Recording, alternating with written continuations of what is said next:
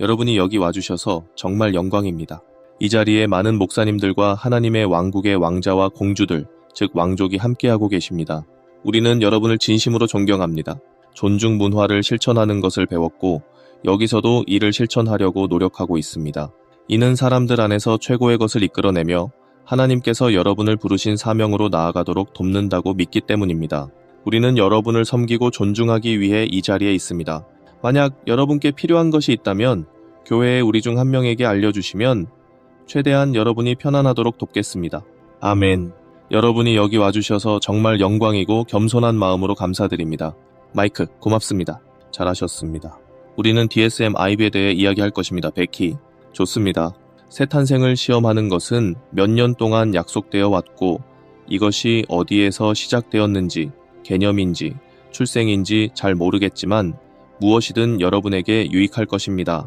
베드로전서 2장 2절에서 말하길 순수하고 왜곡되지 않은 성령의 젖, 즉 말씀을 이야기합니다. 여기서 구원에 대해 이야기하며 영적으로 준비된 상태에 대해 말하고 있습니다.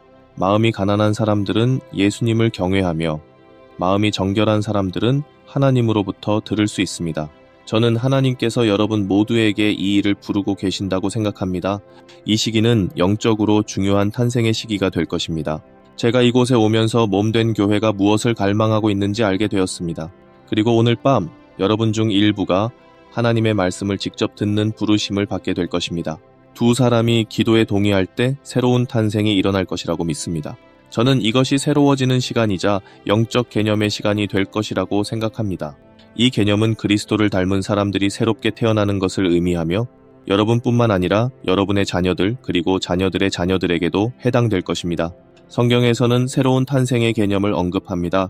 사람이 하나님 아버지의 일부를 받아들이는 순간 그 사람은 영원해지며 이 세상에서의 짧은 시간을 보내는 동안 선택의 자유를 가지게 됩니다. 하나님께서는 사람이 자유롭게 선택하길 원하십니다. 그가 누구와 영혼을 보낼지를요. 만약 누군가가 그리스도를 선택하지 않는다면 그의 영혼은 죽음 후에 하나님께 돌아가고 그 사람은 다른 곳에서 자신이 선택한 신과 영혼을 보내게 될 것입니다.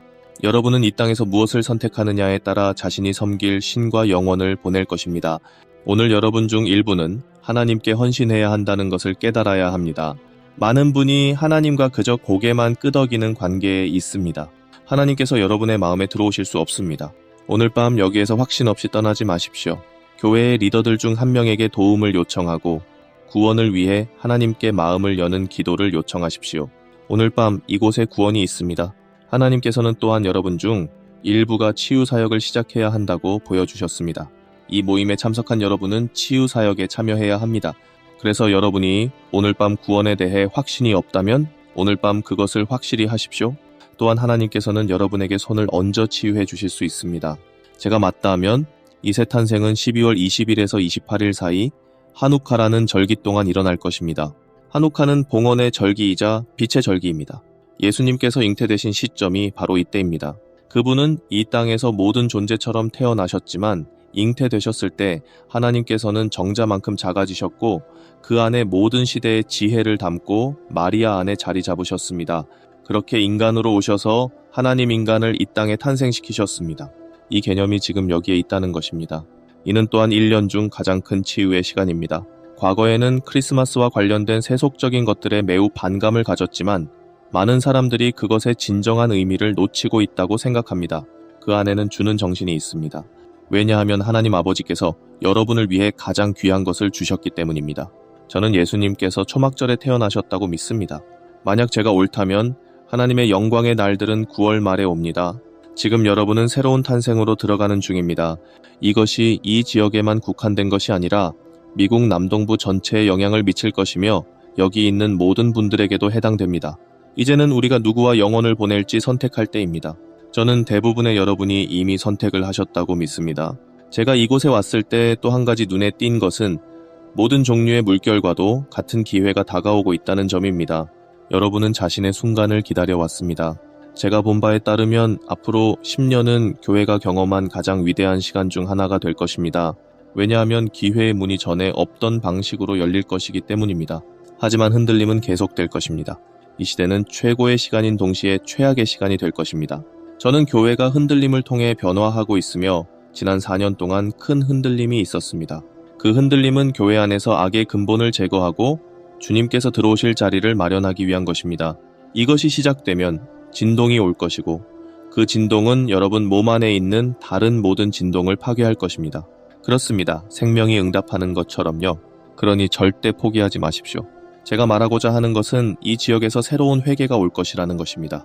과거에 경험했던 것보다 더 크고 깊은 회개입니다. 적의 목소리를 듣지 않고 그의 목소리를 묶어버리고 거부하는 회개 말입니다. 이것은 여러분을 하나님과의 관계로 이끌어가는데 그 관계 속에서 과거의 죄는 더 이상 존재하지 않으며 완전히 태워져 없어질 것입니다. 이 회개를 통해 여러분은 영적으로 갓 태어난 아이와 같아질 것입니다. 아버지는 영이시며 그의 영은 여러분 안에서 활동하고 있습니다. 그것은 양심으로 불립니다. 그래서 여러분은 죄에 대해 변명할 수 없습니다. 왜냐하면 양심이 미리 하지 말라고 알려주기 때문입니다. 또한 양심은 세상에 있는 모든 것을 통해 계속해서 작동하고 있습니다.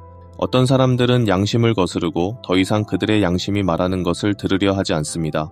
하지만 하나님께서는 여러분이 양심, 즉 아버지의 자리에 의해 인도받기를 원하십니다.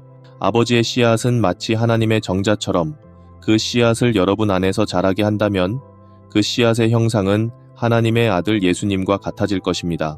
여러분이 예수님 한 분 때문에 악마가 큰 어려움을 겪었다고 생각해 보십시오. 그렇다면 수십만 명의 예수님과 같은 사람들이 있다면 악마는 어떻게 될까요? 하나님께서는 자신의 아들들과 딸들을 세우실 것입니다. 그들은 더 이상 노예처럼 취급받지 않고 권위를 부여받게 될 것입니다.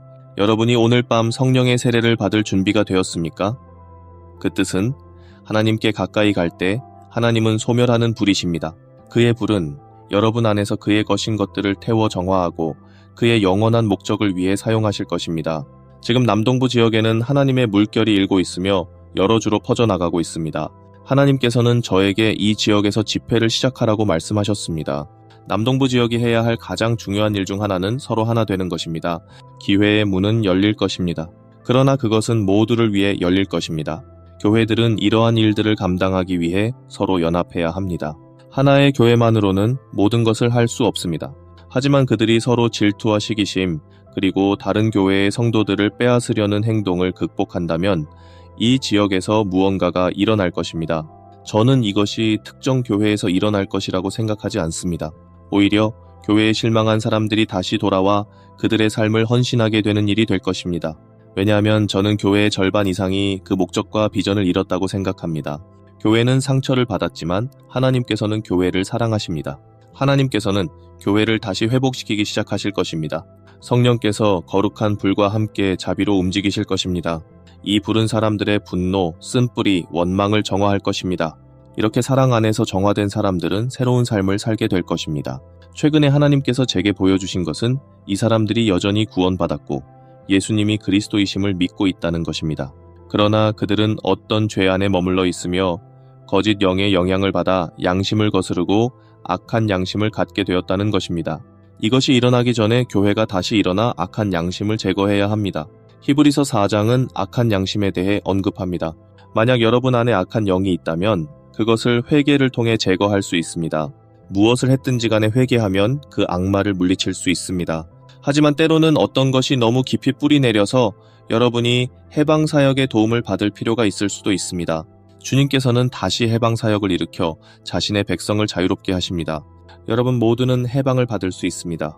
가장 위대한 해방 중 하나는 자기 자신을 해방하는 것입니다. 60년 전 저는 알코올 중독자였고 정말 고통스러웠습니다. 하지만 주님께서 저를 구원하셨습니다.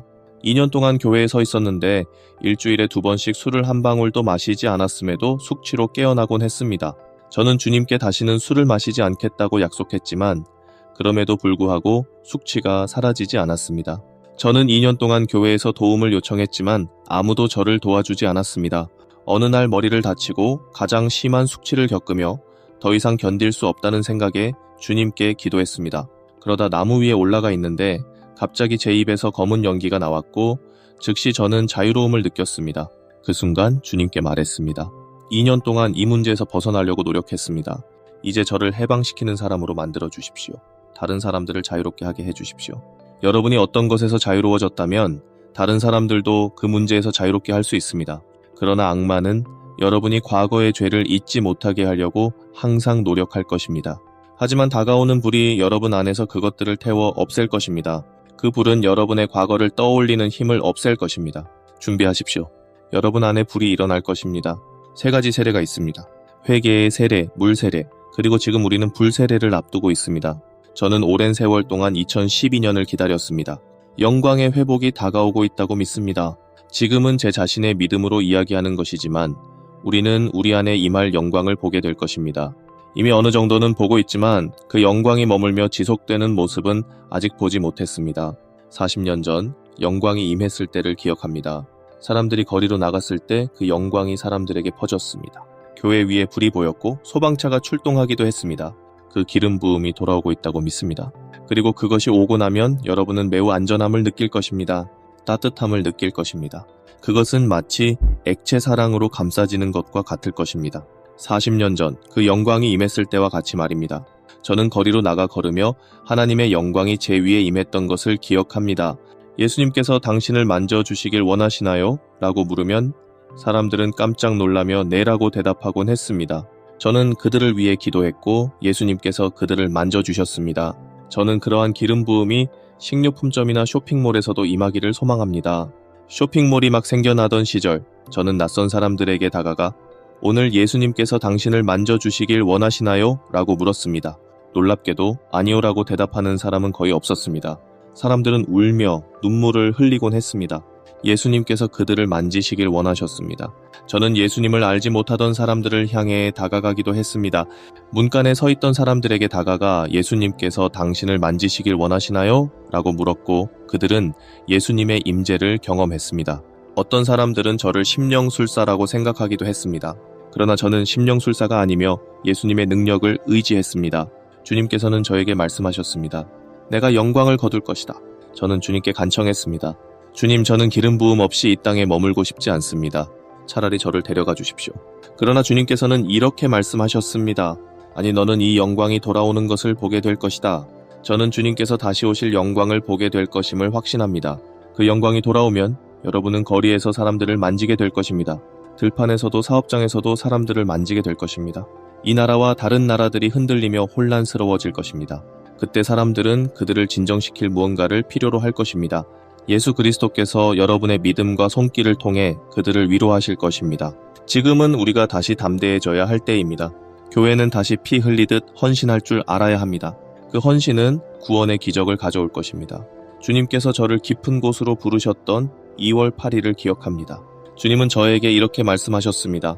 마지막 날 내가 10억 명의 젊은이들을 내게로 데려올 것이다. 그들을 위해 준비하라. 저는 그 일이 일어나는 것을 보게 될 것입니다. 그 끝을 보지는 못할지라도 그 시작을 보게 될 것입니다. 아모스 9장 13절에 따르면 추수는 너무 풍성해서 밭을 갈 시간도 없을 것입니다. 저는 하나님께서 지금 교회로 돌아오는 배교자와 탕자들을 추수의 일꾼으로 부르고 계신다고 믿습니다. 그러나 그들이 모두 교회 안으로 들어오지는 않을 것입니다. 그래서 공원이나 모임과 같은 다른 장소에서 무언가를 해야 할 필요가 있습니다. 저는 가정 모임이 강력하게 일어날 것이라고 믿습니다. 주요 기름 부음은 교회 안에서가 아니라 가정 모임에서 나타날 것입니다. 사람들이 교회로 오는 대신 가정 모임으로 올 것입니다. 그리고 거기서 그들은 다시 헌신하게 될 것입니다. 그런 다음 교회로 돌아와 사역에 참여하게 될 것입니다. 저는 지금 우리가 준비하고 있는 것이 바로 이 불의 세례라고 믿습니다. 저는 이것이 단순히 시작에 불과하다고 생각하지 않습니다. 심판은 이미 지난 3년 동안 진행되어 왔다고 믿습니다. 이제 세상이 그것을 경험하게 될 것입니다. 흔들림이 오겠지만 여러분은 이 땅에서 일어나는 모든 일에 대한 답을 가지고 있습니다. 여러분은 아버지의 답이며 여러분이 이곳에서 그것을 어떻게 다루느냐가 해답이 될 것입니다. 기회의 문은 확실히 열릴 것이며 여러분은 많은 사람들에게 예수님을 전하게 될 것입니다. 먼저 교회 안에서 오랫동안 보지 못했던 담대함이 나타날 것입니다. 사람들이 거절해도 상처받지 않는 담대함 말입니다. 사람들이 아니요라고 말할 때 그들은 여러분을 거부하는 것이 아니라 하나님을 거부하는 것입니다. 지금은 변화의 때이며 저는 2012년이 진정한 변화의 해가 될 것이라고 믿습니다. 어떤 점에서 세상의 종말에 대한 예언자들이 맞았다고 생각합니다. 그들의 끝이 다가오고 있으며 동시에 새로운 시작이 열리고 있습니다. 이 새로운 시즌은 우리가 이전에 겪었던 것을 끝내고 새로운 길로 나아가는 시기가 될 것입니다. 제가 오늘 밤 여기서 본 한 가지는 아가서 8장 6절의 말씀이었습니다. 누군가가 내 팔 위에 도장을 찍어 주십시오라고 말했던 것처럼요. 40년 전 교회에서 그러한 일이 있었습니다. 그때 우리는 모임 중에 하나님의 뜻을 구하며 기도했습니다. 그러나 그 의미를 완전히 이해하지는 못했습니다. 한 번은 교회에서 해고되어 일요일 아침에 할 일이 없던 때가 있었습니다. 주님께서 저에게 나타나셨습니다. 주님께서는 저에게 이렇게 말씀하셨습니다. 잠시 시간을 내어 나와 함께 보자. 그렇게 저는 주님과 시간을 보냈습니다. 주님께서는 또 다른 비유로 저를 가르치셨습니다. 어느 날 TV에서 바다표범을 사냥하는 장면을 보았습니다. 사냥꾼은 바다표범이 숨구멍에 나타나기를 기다리고 있었습니다. 그는 깃털과 뼈로 만든 도구를 사용해 얼음의 구멍을 뚫고 깃털을 그 구멍에 놓아 진동을 감지했습니다. 깃털이 진동하자 그는 창을 던져 바다표범을 사냥했고 그것으로 가족을 먹였습니다. 여러분의 삶이 하나님의 가족을 먹이기 위한 도구로 사용될 준비가 되었습니까? 누군가가 내 팔 위에 도장을 찍어 주십시오라고 말하는 것은 봉사의 도장을 뜻합니다. 여러분의 시간이 그리스도의 몸된 교회를 섬기는 데 쓰일 것입니다. 그것은 값진 일이며 여러분의 삶을 헌신할 가치가 있는 일입니다. 주님께서는 저에게 여러분을 그의 종으로 헌신하도록 하라고 보여주셨습니다. 그렇게 함으로써 여러분은 다른 사람들을 위한 봉사의 도구가 될 것입니다. 봉사와 헌신의 표시로서 여러분의 마음이 새롭게 할례를 받을 것입니다. 로마서 4장 11절에서도 봉인의 개념이 나옵니다. 주님께서 지금 원하시는 것은 여러분의 마음과 영혼이 거룩하게 되어 그의 의가 여러분 안에 임하는 것입니다. 이 의는 여러분에게 하나님께서 주시는 권위를 의미하며 그분의 영광을 증폭시키는 역할을 할 것입니다. 아브라함은 할례를 의의 표징으로 받았으며 이는 믿음을 통해 얻은 의로움을 나타내는 증거이자 도장이었습니다. 그는 할례를 받기 전에도 믿음으로 의로움을 인정받았고 이로써 할례를 받지 않은 자들 중에서도 진실로 믿는 모든 이들의 아버지가 되었습니다. 그들은 하나님과의 올바른 관계, 즉 의가 그들에게 전가되고 인정받게 되었습니다. 여러분에게도 의가 전가되고 있습니다. 그러나 의로움에서 멀어진다면 하나님께서 오시기 전에 다시 의로움으로 돌아가야 할 것입니다. 하나님께서는 의가 다시 임하기를 부르십니다. 여러분 안에는 이미 양심이 작동하고 있습니다. 그런데 만약 여러분의 마음이 의로운 상태로 작동하기 시작한다면 어떻게 될까요? 마음과 의지와 동기가 성령의 지혜와 함께 작동한다면 여러분은 의의 정화를 받을 것입니다. 이는 여러분이 아버지께 부르짖을 때 하나님께서 여러분의 의로움을 들으신다는 뜻입니다. 예레미야 1장 5절은 한 명의 의로운 사람이 예루살렘의 거리에서 도시를 지키고 한 명의 의로운 사람이 미국에서 그의 역할을 다할 수 있다고 말합니다. 우리는 이 나라를 위해 사면을 구해야 합니다. 오늘 이 자리에 있는 의로운 사람들이 이 나라를 지탱할 것입니다. 이 나라는 흔들림 속에서도 살아남을 것입니다. 우리는 올바른 방향으로 흔들려야 하며 여러분 안의 빛이 점점 더 밝게 타오를 것입니다. 그 빛은 다른 사람들에게 길을 보여주는 등불이 될 것입니다. 그러니 다시 한번 의를 표준으로 삼고 거룩함으로 나아갈 준비를 하십시오. 거룩함은 여러분이 상상할 수 없는 더 큰 권위를 가지고 있습니다. 하나님께서는 우리가 삶을 지배하던 모든 것을 회개하고 하나님의 뜻에 순종하며 모든 것을 새롭게 시작하기를 원하십니다. 세 번째 봉인은 에베소서 1장 13절에서 말하는 봉인입니다. 기쁜 소식, 구원의 말씀을 듣고 믿으며 오래전에 약속된 성령의 봉인을 받았다고 기록되어 있습니다. 이 봉인은 하나님에 대한 확고한 기대를 의미합니다. 여러분이 기도할 때 하나님께서 여러분의 기도를 들으실 것입니다. 지금은 우리가 영감을 기다리며 머뭇거릴 때가 아닙니다. 하나님의 뜻을 알기 위해 기도할 때 우리는 더 효과적으로 하나님과 협력할 수 있습니다. 중보기도가 새로운 차원으로 올라갈 것입니다. 그러나 이를 위해서는 마음을 온전히 성령께 맡기고 하나님의 영이 여러분을 이끌도록 해야 합니다. 모든 사람은 하나님으로부터 직접 들을 수 있는 능력을 가지고 있습니다. 마치 어린아이가 성장하며 부모의 목소리를 알아듣는 것처럼 여러분도 성장하면서 하나님을 더 잘 알아들을 수 있게 됩니다. 이제는 하나님을 진지하게 찾고 이 나라와 전 세계를 위해 간구해야 할 때입니다. 고린도후서 1장 22절에서는 이렇게 말합니다. 그는 우리를 자신의 것으로 삼고 우리 마음에 성령을 주어 약속의 보증으로 삼으셨습니다. 하나님께서는 성령을 여러분의 마음에 주셨으며 성령은 아버지의 마음을 아십니다. 성령께서 여러분 안에 거하시며 여러분이 기다릴 때 성령께서 아버지의 마음을 보여주실 것입니다. 여러분이 기도 가운데 하나님과 동의할 때 이제는 어떤 것도 여러분을 막을 수 없습니다. 영적으로 순수한 마음을 가진 사람들은 분명하게 들을 것입니다. 선한 영을 가진 사람들은 그들의 기도가 더욱 순수하게 들릴 것이며 그들을 통해 치유와 덕이 흘러나올 것입니다. 그러나 비판적인 영을 가진 사람들은 매사에 비판적이며 결국 아무데도 가지 못합니다. 우리는 양심과 영을 따라야 하며 고린도후서 7장에서 말씀하신 대로 회개하고 깨끗함을 유지해야 합니다. 성령께서 여러분의 마음을 깨끗하게 하실 것이며 하나님께서 여러분의 영혼을 정결하게 하실 것입니다. 여러분은 잘못된 태도나 잘못된 생각을 회개해야 합니다. 때로는 그것이 즉시 이루어지지 않을 수도 있지만 지속적으로 노력하면 결국 극복할 수 있습니다. 많은 사람들이 밤에 잠을 이루지 못하게 하는 걱정거리와 고민을 가지고 있습니다. 이런 것들을 없애고 영으로 기도하며 평안히 잠들 수 있도록 하나님께 맡기십시오. 주님께서는 여러분의 삶을 인도하시고 여러분의 삶에 투자하셨습니다. 예수님께서는 그의 생명을 여러분에게 투자하셨으며 조부모님과 조상들도 여러분에게 자신의 삶을 쏟아부었습니다.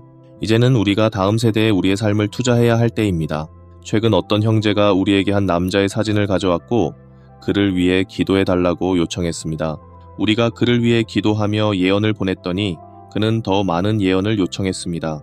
그날 밤 주님께서 저에게 그를 위한 새로운 예언을 주셨습니다.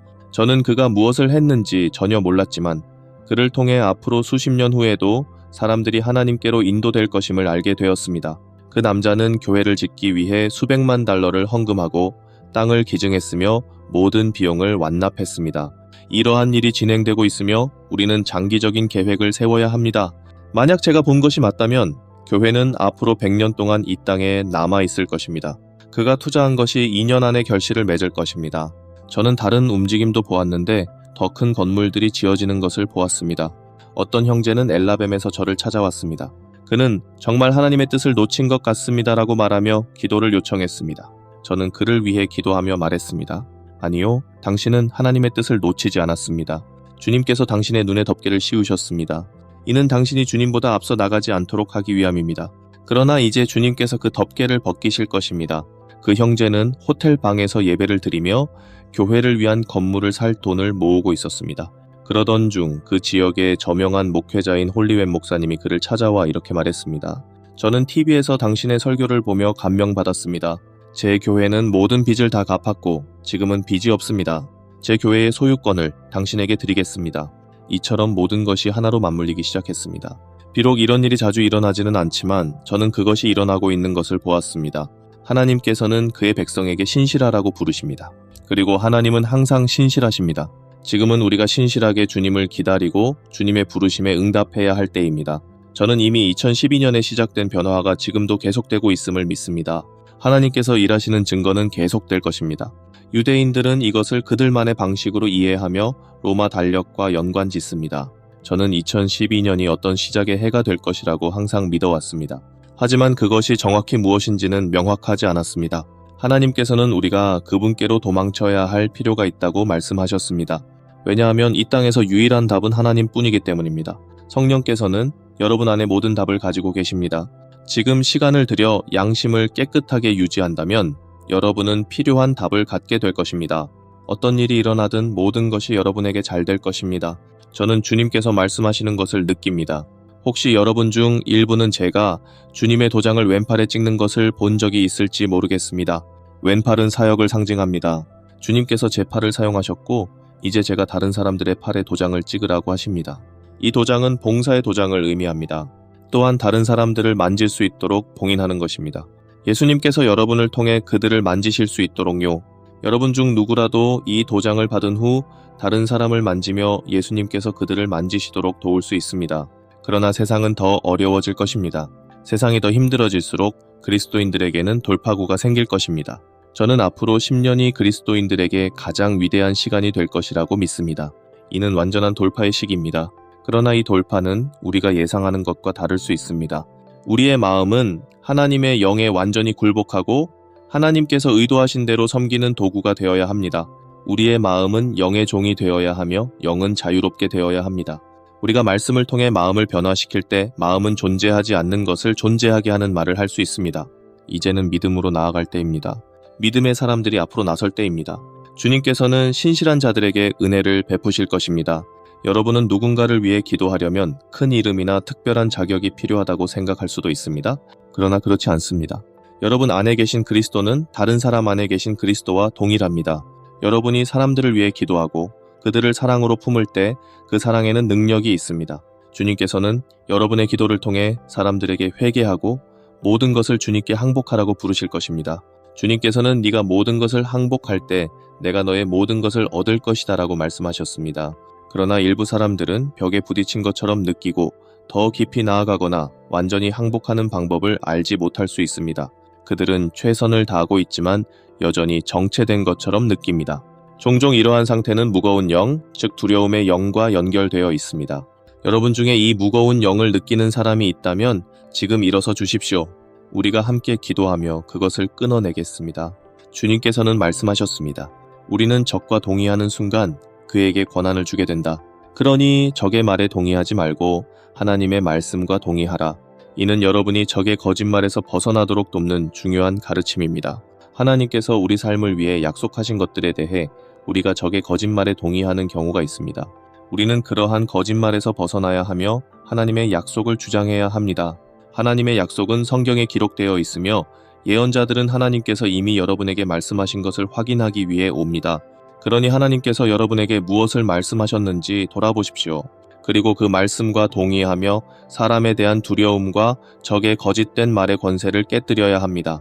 아버지, 오늘 밤 믿음으로 선 제 형제자매들에게 감사드립니다.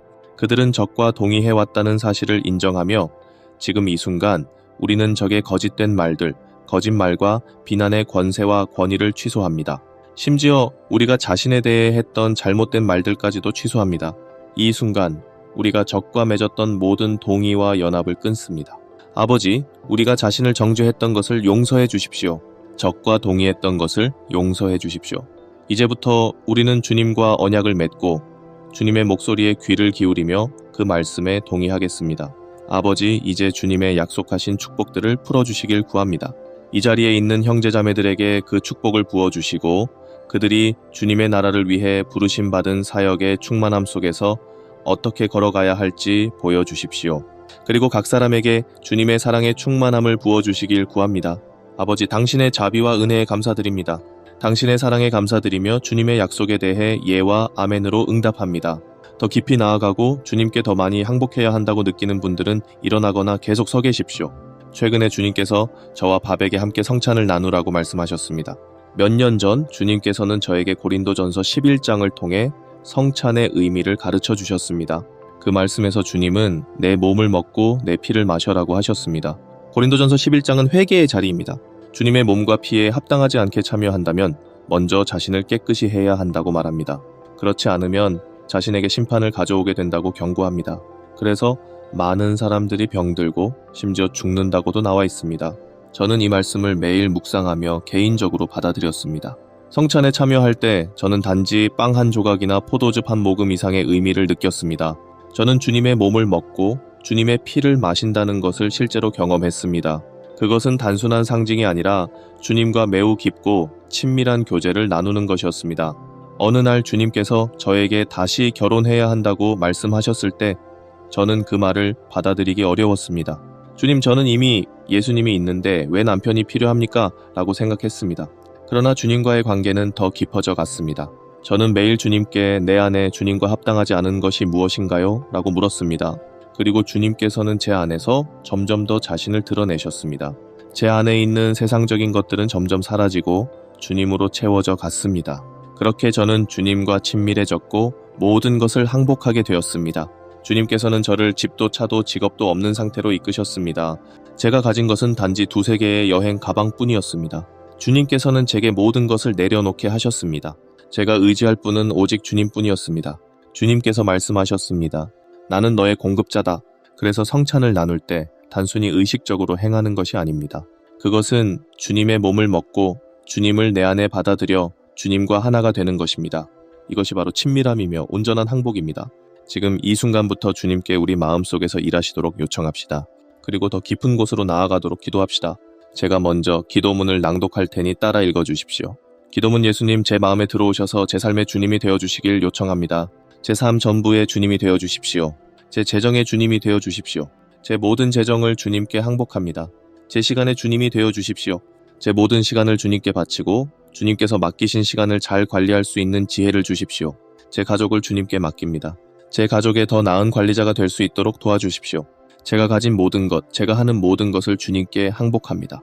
주님, 제게 있는 주님께 속하지 않은 모든 것을 제거해 주십시오. 제 삶 속 깊이 뿌리 내린 모든 것을 뽑아내 주십시오. 예수님의 이름으로 기도합니다. 아멘. 치유에 대한 말씀. 이 자리에 치유가 필요한 분들이 계십니다. 어떤 분은 위장에 문제가 있어 하부 밸브가 막힌 증상이 있습니다.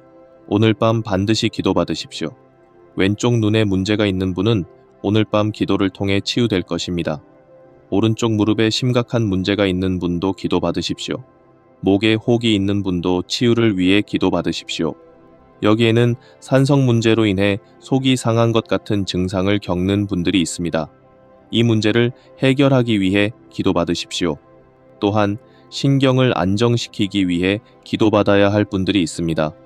왼쪽 귀에 문제가 있는 분들도 손을 얹고 기도받으십시오. 이 자리에는 강력한 치유의 능력이 있습니다. 오늘 밤 기도를 받지 않고 떠나지 마십시오. 필요한 것이 있다면 여러분을 위해 영감을 받아 기도할 수 있도록 도움을 요청하십시오.